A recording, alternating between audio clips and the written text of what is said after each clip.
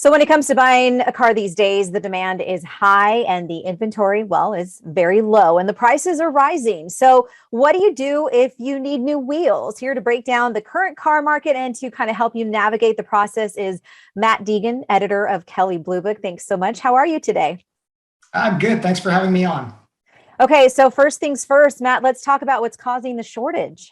I hate to keep using these words, but I think we're all familiar with it, supply chain. And in this case, it goes back to these little tiny microchips, the things that are powering your computer and your phone. They're also used in cars.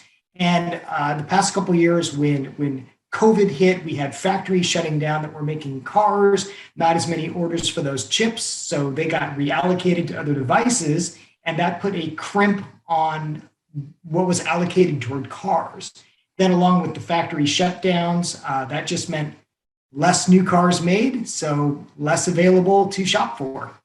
A lot harder for consumers these days. Well, yeah, in addition to the shortage, though, they're dealing with all of these high prices as well, which obviously makes sense. Prices going up when demand is high, and if you can't get those cars, when is a good time to buy?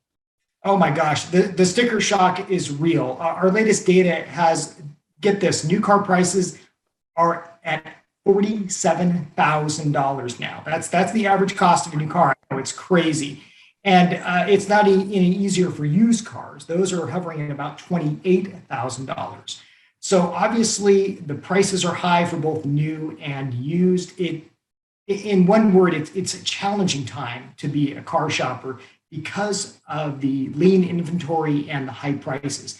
That doesn't mean you can't find a great car. You obviously can, but it just might be a little more challenging, a little more difficult. You might have to be a little more flexible as far as what exactly you want. You may not get the exact color you want, the exact features you want, but there are still plenty of cars out there.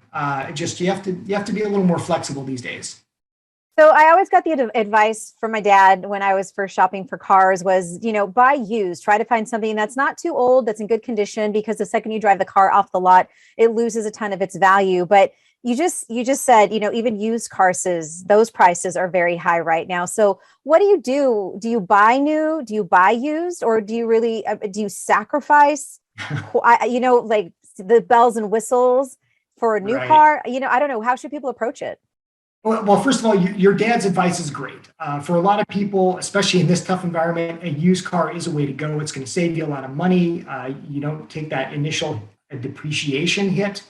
Now, for others, a new car is just what they want. And if you plan to buy a car and keep it for 10, 15, 20 years, new cars are the great way to go. You know who's driven it, you know how it was maintained. But a third option that I think is really great for folks who are maybe just hesitant on the used car thing is a CPO, that's certified pre-owned. And it kind of gives you the best of both worlds. It's a used car. It's usually only maybe about 3 years old, maybe a car that is coming off lease. And it's been inspected. It comes with a warranty, just like a new car. So it's kind of the best of both worlds. You get a car that's been reconditioned, it's in great shape, it comes with a warranty, but it doesn't, the moment you drive it off the lot, you don't lose money on it because it's not a new car. So if you're willing to go used, you might find more of what you're looking for anyway. You might find more options for colors and all of those bells and whistles without paying the price. Is that right? Still? Absolutely. And I think an important thing for shoppers to know is that even if you buy a used car that's 3 years old or maybe 5 years old, it's still going to have a lot of great technology. It's going to be reliable.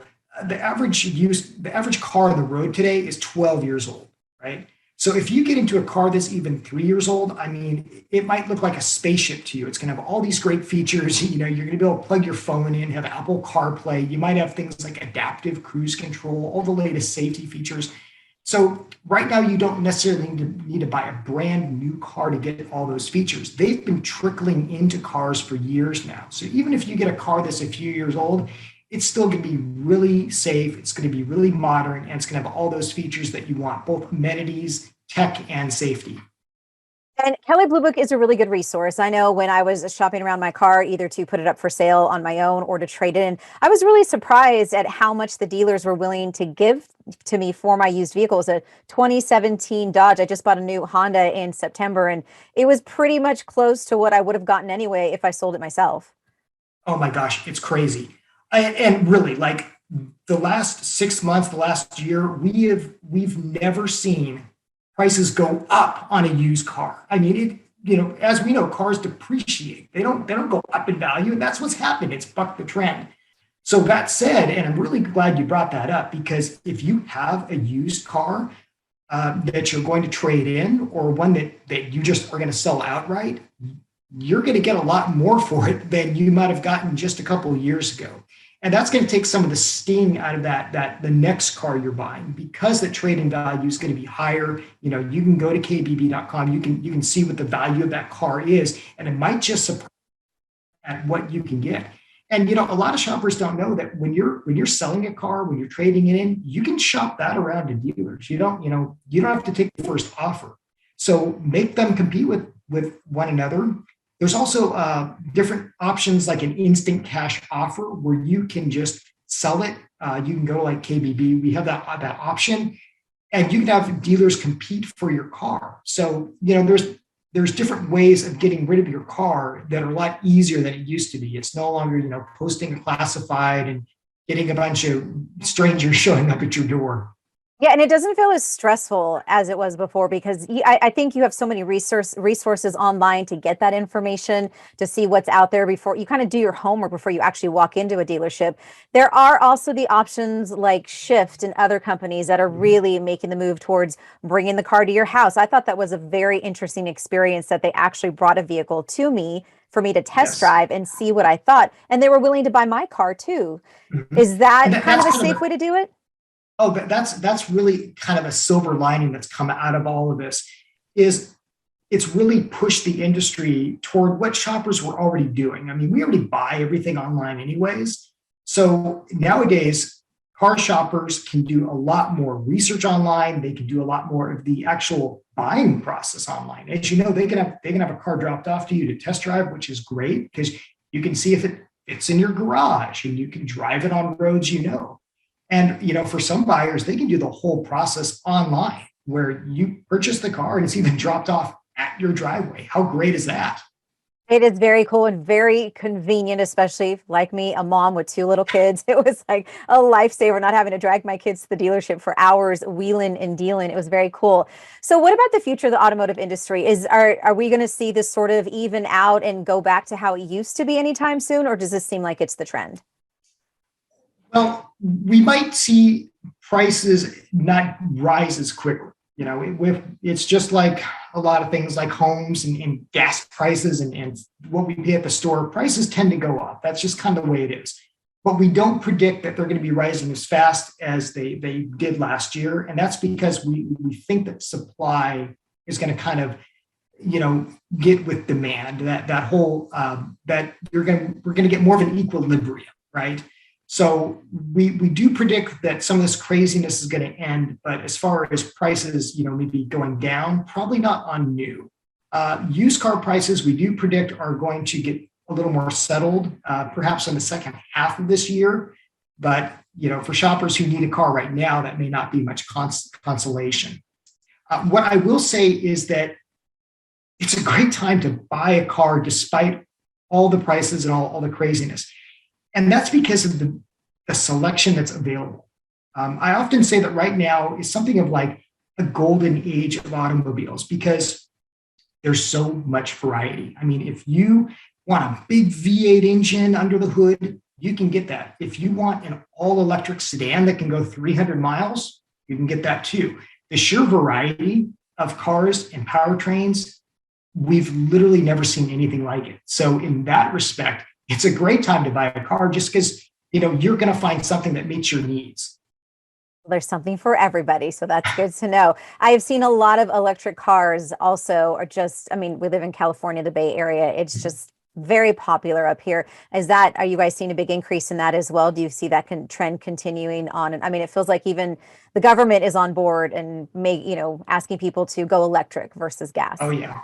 Yeah, it's the future. I mean, there's, you know, automakers, politicians, everybody's kind of said this is the way it's going to be. And, you know, the drive is really, even the big automakers are saying, you know, by 2030, by 2035, et cetera, the majority of our cars are going to be electric. So that's definitely the direction we're going in. So we're also seeing consumers being more willing to consider these vehicles, to desire these vehicles. So yeah, absolutely, that's kind of the way it's going. That doesn't mean that gasoline cars are going away anytime soon. They're not, but definitely more of the resources for automakers and a lot more of the interest for buyers, frankly, is going toward electric cars. Very cool. Well, that's good to hear. And it's great for the environment, of course. So, one more question before I let you go, Matt. We've seen a few articles in recent years about flying cars. I know I actually interviewed a company last year that they were in the process of, building their prototypes here in the Bay Area. There's been one recently in Europe that is getting, kind of the okay to start test flights and so forth. How feasible is it that drivers are going to want to get a driver's license and a pilot's license and fly to work like the Jetsons?